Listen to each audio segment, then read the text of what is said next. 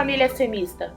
Em 1856, por carta à ACM de Londres, F.R. Starr, da ACM da Filadélfia, nos Estados Unidos, sugeriu a nomeação de uma semana a ser observada simultaneamente pelas associações cristãs de moços em todo o mundo, como orações pela conversão das pessoas, em especial pela conversão dos jovens. Nascia a Semana Mundial da Oração e Confraternização.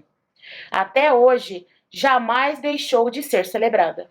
Em 1904, a Associação Cristã Feminina passou a colaborar com a ACM na elaboração da Semana Mundial da Oração. Esse ano de pandemia, a Aliança Mundial das ACMs e a Associação Cristã Feminina escolheram o tema Raios da Esperança, desenvolvendo comunidades resilientes através da espiritualidade prática. Para darmos início à celebração de hoje, vamos ler um trecho bíblico. Gênesis, no capítulo 2, versículo do 5 a 8, diz: Ainda não tinha brotado nenhum arbusto no campo, e nenhuma planta havia germinado, porque o Senhor Deus ainda não tinha feito chover sobre a terra, e também não havia homem para cultivar o solo. Todavia, brotava a água da terra, e irrigava toda a superfície do solo. Então o Senhor Deus formou o homem do pó da terra e soprou em suas narinas o fôlego da vida, e o homem se tornou um ser vivente. Ora, o Senhor Deus tinha plantado um jardim no Éden, para os lados leste, e ali colocou o homem que formará. E agora vamos escutar um hino de louvor, Oceanos, entoado pelo GT de Missão Cristã do campus da ACM São Paulo. Tua voz me chama sobre as águas, onde meus pés podem falhar. E ali te encontro no mistério, em meio ao mar, confiarei.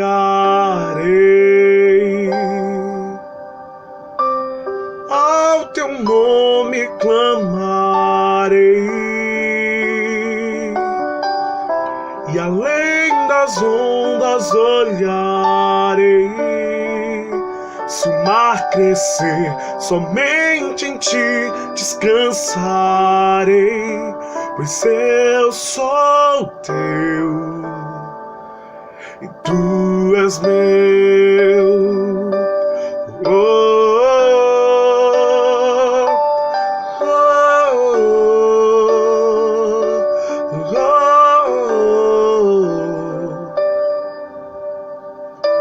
Tua graça cobre meus temores, tua forte mão me guiará. Se estou cercado pelo medo, tu és fiel, nunca vais falhar. E ao teu nome clamarei, e além das ondas olharei. Se o mar crescer, somente em ti descansarei, pois eu sou teu e tu és meu.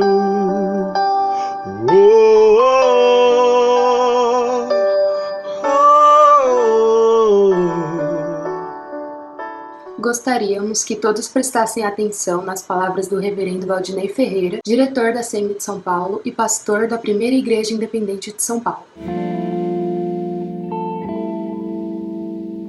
Quanto mais maduro você se tornar, quanto mais maduro espiritualmente você se tornar, quanto maior for a sua intimidade com Deus na sua jornada, na sua caminhada cristã, quanto mais maduro você se tornar, mais verde você será. Isso mesmo, quanto mais maduro você se tornar, enquanto ser humano, enquanto filho de Deus, mais verde você será, mais verde você se tornará. O que é essa espiritualidade marcada pelo verde? O que é esse crescimento espiritual que faz com que o verde se intensifique na vida do Filho de Deus? É a espiritualidade que reconhece que se existe tanta beleza na criação, se existe tanta beleza no mundo, uma beleza que deixa os nossos olhos extasiados, beleza que nós gostamos de contemplar, se existe toda essa beleza no mundo, existe um Criador, existe um Deus que é fonte de toda essa bondade que nós encontramos na criação. Alguns pensadores já refletiram sobre o papel da Terra, o papel do planeta, o papel do que nós chamamos de criação na vida do cristão e o relacionamento do cristão com o mundo que foi criado por Deus. Um deles, o escritor inglês chamado Chesterton, assim disse: o ponto principal do cristianismo foi sempre: a natureza não é nossa mãe, a natureza é nossa irmã. Podemos nos orgulhar de sua beleza, uma vez que temos o mesmo Pai. Somos irmãos da natureza e temos Deus como o nosso Pai. Francisco de Assis dizia: a natureza é uma irmã mais nova, pequena, dançante, com quem se ri e a quem se ama. E um escritor contemporâneo, cristão, norte-americano, chamado Brian McLaren, ele toma esses dois pensamentos e arremata dizendo: siga o exemplo de Francisco de Assis e Chesterton e você não irá vender a sua irmãzinha. Você buscará desfrutar da sua amizade, a acalentará, a protegerá, a encorajará, a fim de que ela se torne tudo que pode ser. Nessa perspectiva, uma espiritualidade verde é uma espiritualidade do solo, da terra, que reconhece o nosso lugar nesse mundo, a nossa participação como criaturas de Deus, como seres que vivem nesse mundo que foi criado por Deus. Isso aparece na língua hebraica, aparece no latim. Por exemplo, no hebraico, o primeiro homem é chamado de Adão, em hebraico, Adam.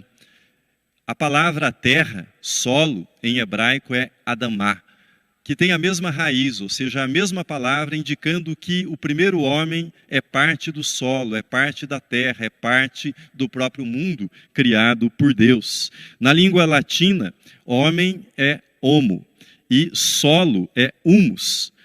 Também, na língua latina, a raiz é a mesma para as duas palavras, para designar os humanos, a espécie humana, e para designar o solo, para designar o lugar, a palavra humus. Seja em hebraico, seja em latim, a mensagem é muito clara: nós não podemos nos separar, nos desligar da natureza, da criação, como se nós não pertencêssemos a ela, como se nós existíssemos sem ela, como se nós estivéssemos nesse mundo, flutuando nele, sem qualquer ligação mais forte com o solo, com aquilo que existe.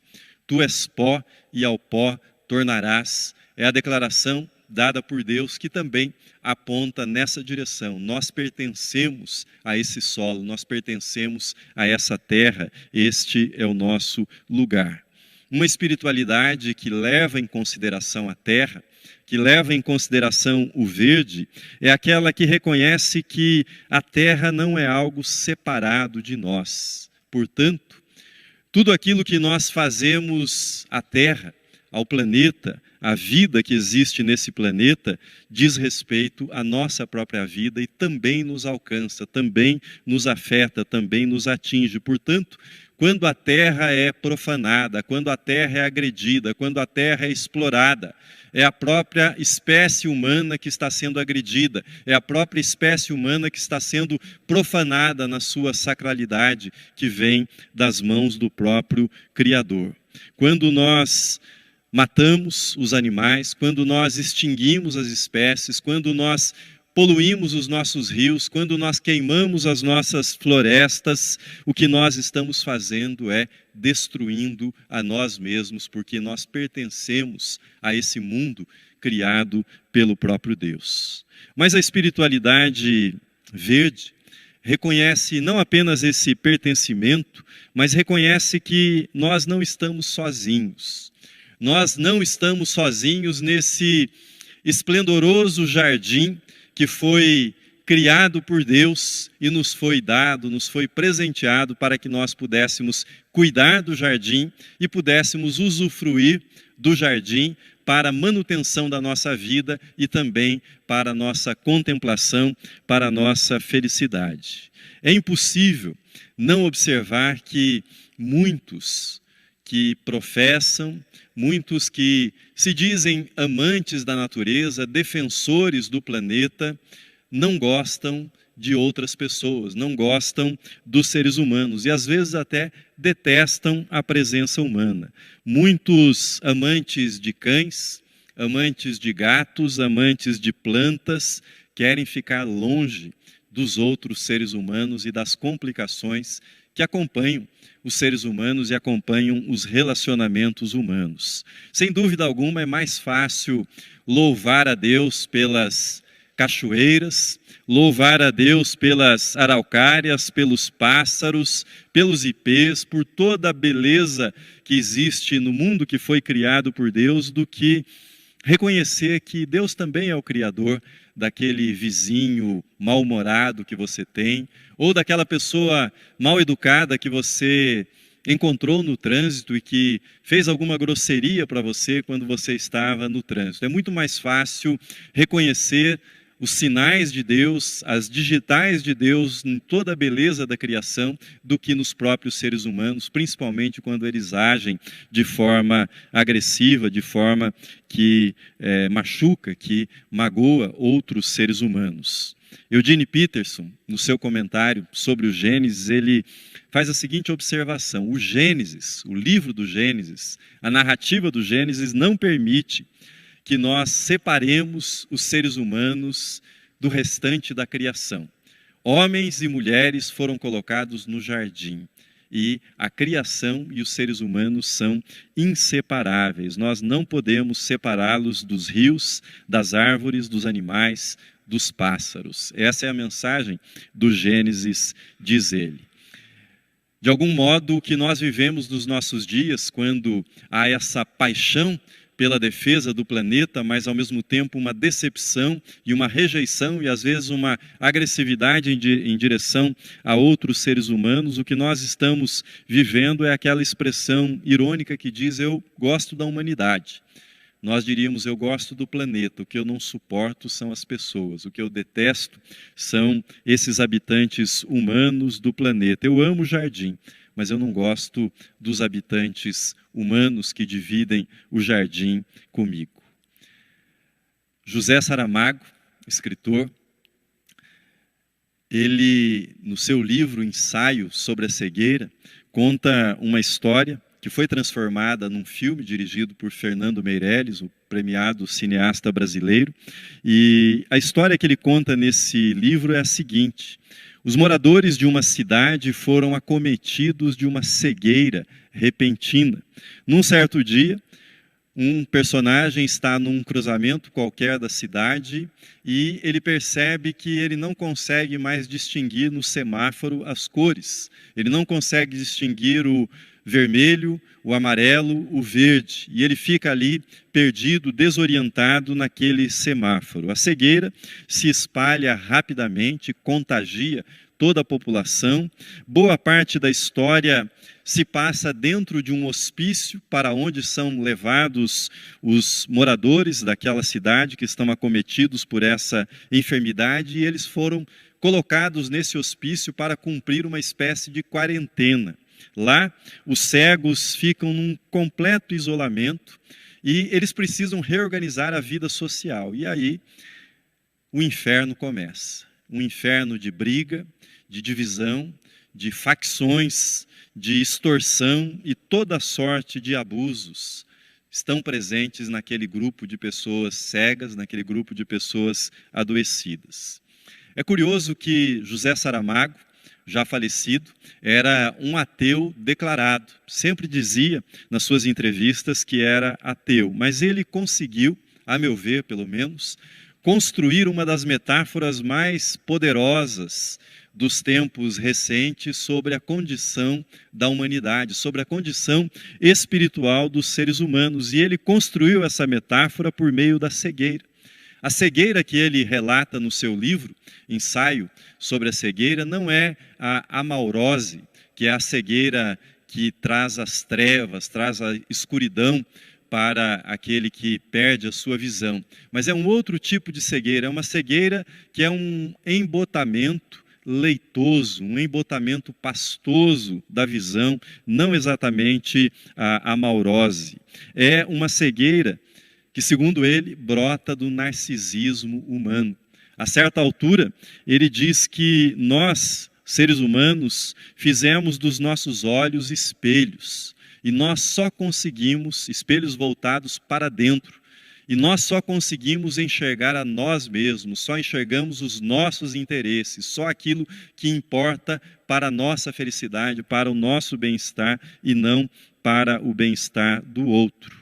É uma cegueira que nasce dessa incapacidade de enxergar Deus, de enxergar a criação de Deus e enxergar as pessoas ao nosso redor. É uma cegueira que surge da incapacidade, da falta de desejo e boa vontade para cuidar do outro, para se importar com as outras pessoas. No livro de José Saramago, os personagens começam a recuperar a visão quando eles deixam o hospício e vão para uma casa.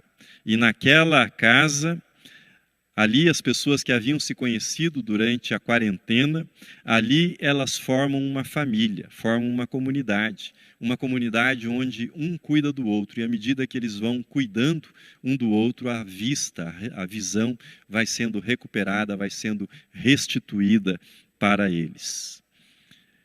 Uma espiritualidade do verde é uma espiritualidade que se importa com o outro, com os outros habitantes desse jardim, com os outros que dividem a criação conosco. E é uma espiritualidade que é capaz de se desapegar do egoísmo, porque repousa na confiança em Deus. Nessa confiança que nós lemos e que foi descrita de forma tão bonita por Jesus na passagem que eu li ainda há pouco. Uma espiritualidade da confiança e do descanso em Deus. Uma das marcas do nosso tempo, da nossa era, é a ansiedade. E a ansiedade, nesses tempos de pandemia, ela foi elevada à potência máxima. Nós estamos ansiosos e ansiosos por tudo. Vivemos preocupados quanto à nossa saúde, mas vivemos preocupados quanto ao nosso sustento, quanto ao nosso futuro, quanto aos nossos relacionamentos, aos nossos familiares, se estarão bem, se não adoecerão, se não perderão emprego, se conseguirão continuar levando a vida adiante. A ansiedade tem tomado conta da nossa vida. Mas Jesus nos convida à confiança em Deus. E essa confiança não vem ao nosso coração dissociada da criação, mas é pela contemplação do modo como Deus cuida de toda a criação, que essa confiança chega ao nosso coração. Acaso o Deus que cuida dos lírios, que cuida dos pássaros, que cuida de toda essa beleza que existe, não cuidará dos seres que Ele fez à sua imagem e semelhança? Por outro lado, as nossas preocupações não podem acrescentar absolutamente nada. Ao contrário, haverão de retirar de nós a energia, a alegria, a disposição na nossa vida e trarão prejuízo enorme, se não adoecimento para nós. Por fim, além dessa solidariedade, dessa confiança, desse descanso em Deus, uma espiritualidade inserida na criação divina, naquilo que é o mundo criado e governado por Deus, é uma espiritualidade marcada pela esperança. E nada traduz melhor a esperança, o significado da esperança, do que o ato de semear e o ato de colher aquilo que foi semeado. Essa é uma imagem belíssima da esperança. No ato de semear, ao trabalho do semeador, ao seu cuidado, ao seu cultivo, ao seu empenho, ele precisa abrir o solo, precisa depositar a semente. Portanto, no ato de semear, há aquilo que nós, seres humanos, somos chamados a fazer, a nossa participação no cuidado do jardim que pertence a Deus, mas que foi confiado à nossa responsabilidade. Mas há aquilo que nós fazemos, mas por outro lado, há também aquilo que nós não podemos fazer. Uma vez que a semente foi depositada na terra, foi depositada no solo, só nos resta aguardar. Aguardar pela chuva, aguardar pelo sol, aguardar pelo ciclo que o próprio Deus pôs nas sementes. Aquele que semeia, num certo sentido, ele sepulta a sua semente no solo. Ele enterra a sua semente no solo.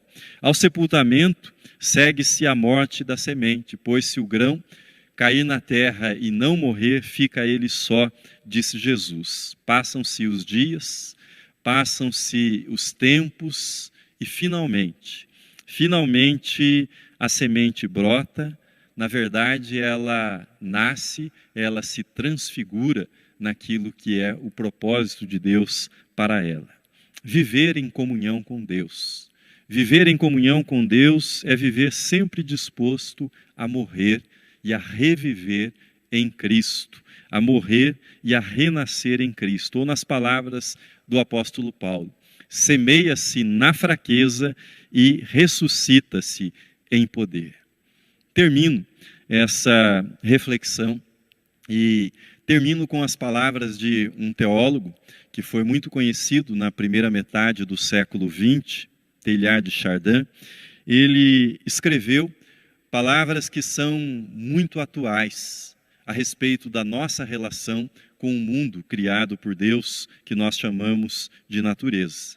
Ele diz: não está distante o dia em que a humanidade perceberá que está biologicamente cara a cara com a escolha entre o suicídio e a adoração. Está cara a cara com a escolha entre o suicídio e a adoração. A espiritualidade verde é um convite à adoração do Criador, do nosso Criador.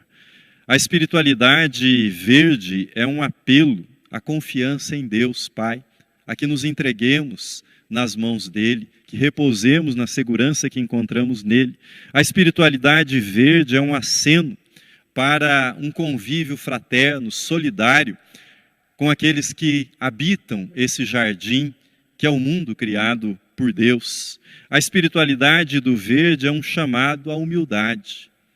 Tu és pó, e ao pó retornarás. A espiritualidade do verde é um convite para que o ato humano de amadurecer, o ato humano de instalar-se, de crescer nesse mundo, não represente um desencanto, um mergulho no cinismo, um desencanto em relação ao mundo criado por Deus e à humanidade que foi criada por Deus, que não represente um ato de desesperança, mas represente em nós uma capacidade que sempre se renova de maravilhar-se diante daquilo que foi criado por Deus, de reconhecer a bênção de Deus, a mão de Deus na vida, uma vida que não cessa de renovar-se, uma vida que brota em múltiplas cores, múltiplas formas, todos os dias e em todos os lugares. Pois, como está no Gênesis, depois de uma outra quarentena, a de Noé, assim ele ouviu da parte de Deus quando deixou a arca. Pois enquanto durar a terra, não deixará de haver sementeira e ceifa, frio e calor, verão e inverno, dia e noite. Que você amadureça e que seu amadurecimento o torne cada vez mais verde. Amém. E agora vamos ouvir mais um lindo hino, Ousado Amor.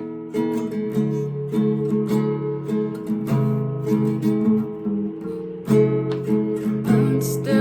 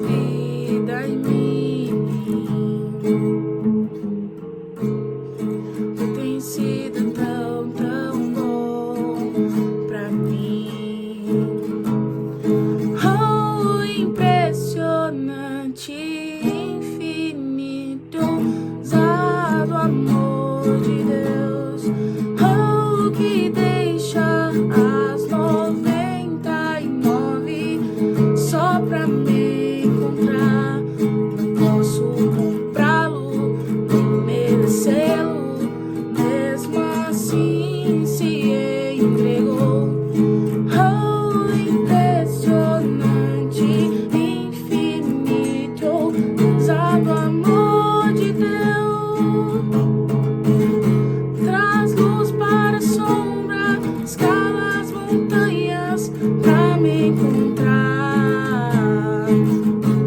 Derruba a muralha, destrói as mentiras pra me encontrar. Oh, impressionante, infinito, ousado amor de Deus. Oh, que deixa as 99 só pra me encontrar. Não posso comprá-lo, nem merecê-lo, mesmo assim se entregou. Oh, impressionante, infinito, ousado amor de Deus. Vamos ler a primeira carta de Coríntios, capítulo 13, versículo 8 ao 13. O amor nunca perece, mas as profecias desaparecerão. As línguas cessarão, o conhecimento passará. Pois em parte conhecemos e em parte profetizamos. Quando, porém, vier o que é perfeito, o que é imperfeito desaparecerá. Quando eu era menino, falava como menino, pensava como menino e raciocinava como menino. Quando me tornei homem, eu deixei para trás as coisas de menino. Agora, pois, vemos apenas um reflexo obscuro como em espelho, mas então veremos face a face. Agora, conheço em parte. Então conhecerei plenamente, da mesma forma como sou plenamente conhecido. Assim, permaneceram essas três: a fé, a esperança e o amor. O maior deles, porém, o amor. E vamos participar da oração final que será feita pelo reverendo Marcos Garcia, diretor da ACM São Paulo e pastor na Igreja Metodista de Santo Amaro, em São Paulo. Alegria poder participar com você neste período de oração. E eu quero agradecer a Deus pela certeza de saber que você também está unido em oração, intercedendo pelo mundo que nós estamos vivendo, intercedendo pela natureza, intercedendo por aquilo que nós estamos experimentando nesse tempo de pandemia. Então a minha saudação é com a graça, a paz, o amor de Jesus, e ao encerrarmos este culto, eu quero impetrar sobre você a bênção apostólica. E quando nós somos abençoados, há um propósito para isso. Quando nós recebemos a bênção, é para sermos uma bênção na vida de alguém, um canal de bênção na vida das pessoas, da sociedade, do mundo que nós vivemos. Por isso, receba a bênção em nome de Jesus. Que a bênção do Deus Pai, Deus Filho, Deus Espírito Santo seja sobre você, sobre a sua casa e sobre sua família. Que essa bênção te acompanhe e te guarde. E por onde você passar, você possa experimentar desta bênção e ser abençoador, abençoadora, em nome do Pai, do Filho e do Espírito Santo. Amém, Senhor.